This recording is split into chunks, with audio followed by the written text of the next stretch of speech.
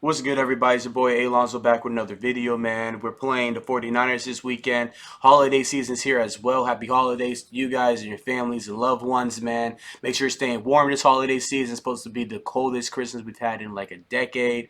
But hey, that's not here or there. Let's talk about this game this weekend. It's a must win. After losing to the Giants last week, that I had, and a lot of people had us winning, but we got hoed. It's okay, moving on. But it's a must-win game. We are tied with the 49ers, not the 49ers, with the Seahawks and the Lions. They somehow sneak their way in as well. So we have to win, but we got some good news leading up to the game. For one, Chase Young is back. He is playing. He's actually, I feel like I've been saying this for like the past like 5 weeks that Chase Young is coming back and he doesn't. So I stopped. But he's actually coming back this game. I'm happy to have him. I think it's going to be a boost for the defense. I don't really expect a lot from him, though, because he hasn't played since November 14th. But I'm just happy he's in a lineup against a very big game. And it's just a perfect timing to put him in the lineup. So that's cool. I got his stats. He's had 70 career tackles, 9 sacks. He had four forced fumbles. No, six forced fumbles in his career, four in his rookie season.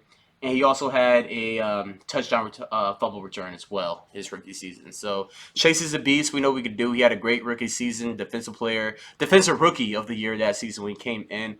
I know he got banged up last year. A lot of people were trying to say some slander on him, but I'm not here for it. And honestly, even let's say he comes back and performs well, I think it's unfair to actually put a grade on this dude just because he just came back from an injury. Now next year it's on, and I think that's when we can really analyze Chase Young. So that's my take on it.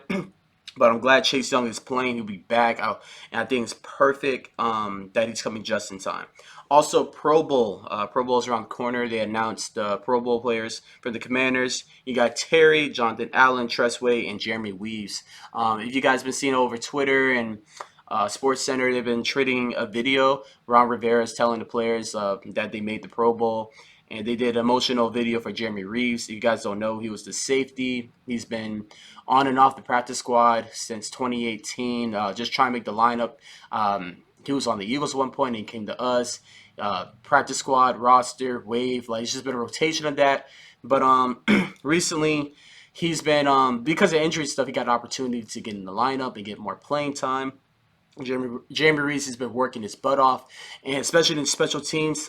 Fun fact: He leads the leads in tackles for special teams. He has 15 special team tackles, and that's amazing. And I think that earned him a Pro Bowl spot.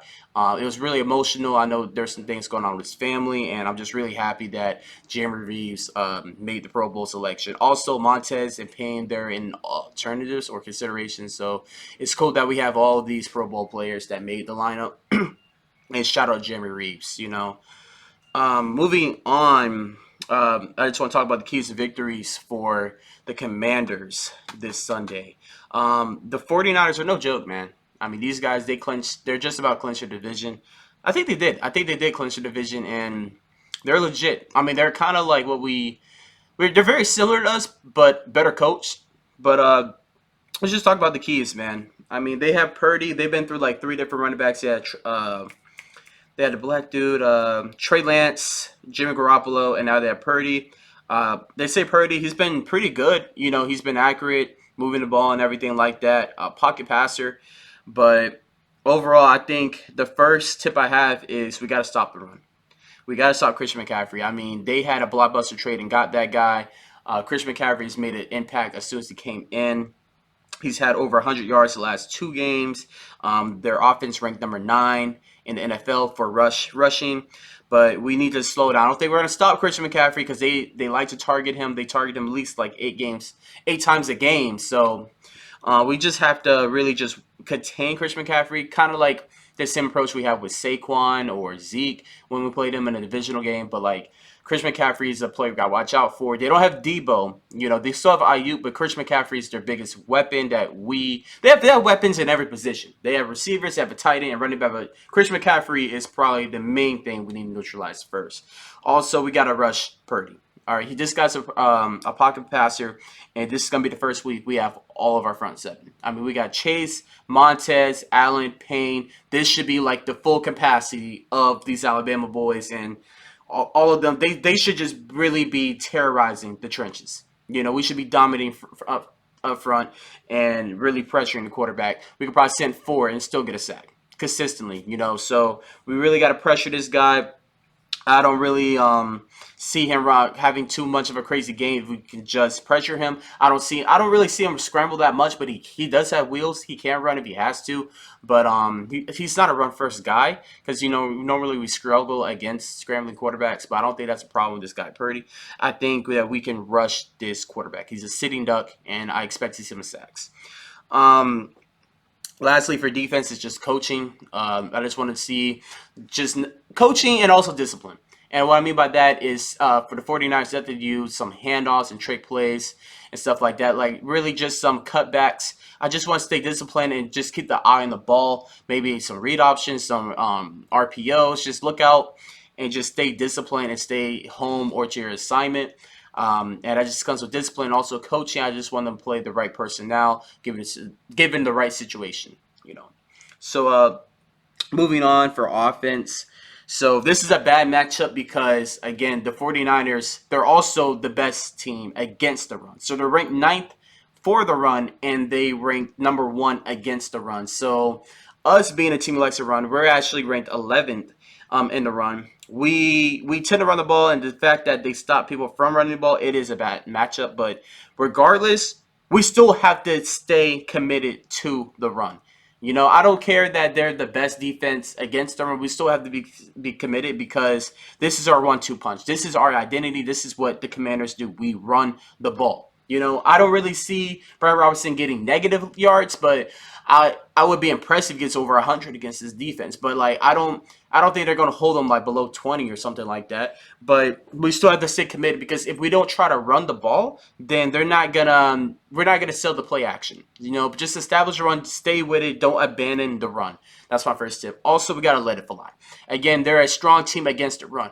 I'm strictly saying we gotta run the ball just so we can play action and sell it better and open things up in the air. But to beat this team, we have to do it through the air. We have to get Terry involved. We have to get Curtis involved. We have to get Jahan. Jahan had a good game against the Giants last week. Jahan had over 100 yards last week.